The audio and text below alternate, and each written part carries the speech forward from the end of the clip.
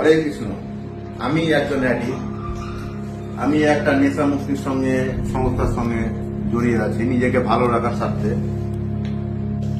আরো যাতে আমি যেভাবে ভালো আছি, আরো যাতে সমাজে 10 জনকে আমি ভালো করতে পারি, এই উদ্দেশ্য হচ্ছে আমার।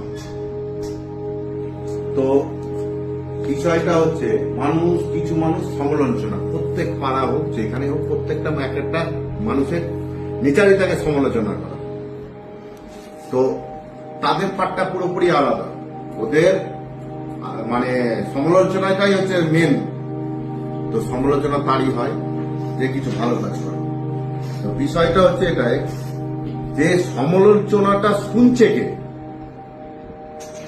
যদি সমালোচনা শোনার মধ্যে যদি আপনার খুব ক্লোজ লোক হয়, যাকে আপনি একটা নিজের মনের মধ্যে জায়গা দিয়েছেন বা আপনার পাশে জায়গা দিয়েছেন, যার কাছে আপনি সব কথা শেয়ার করেন, সে যদি সেই ব্যক্তি হয়, তাহলে আপনি সাবধান হয়ে যাবেন। আপনি যদি অফিসের দরজা খোলা রাখেন, তাহলে অফিসে আর কেউ নক করে ঢুকবে না।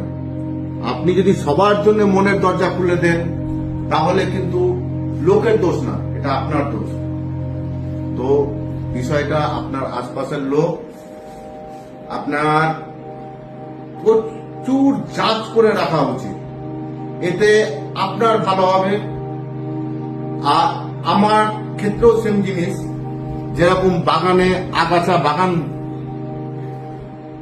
হতে দেয় না, ভালো গাছকে দাবিয়ে দেয়, ওই রকম আপনার আশপাশের লোক যদি ভালো না রাখতে পারেন, আপনি জীবনে সামনে ভালো পথে এগাতে পারবেন না। আপনাকে সবসময় পা ধরে নিচে টানবে। আর একটা কথা বলবো, কোন নেশারই কিন্তু মায়ের পেট থেকে নেশা নিয়ে জন্ম হয় না।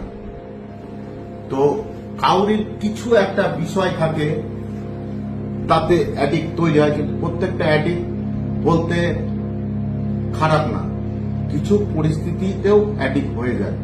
তো অ্যাডিক্টের ট্রিটমেন্টও আছে, অ্যাডিক্টও ভালো হয়ে যায়। তো এটাই বলবো, কাউকে জাজ না করে কাউরির সম্বন্ধে বলাটা আমার মনে হয় উচিত না। এটাই আমি বলবো।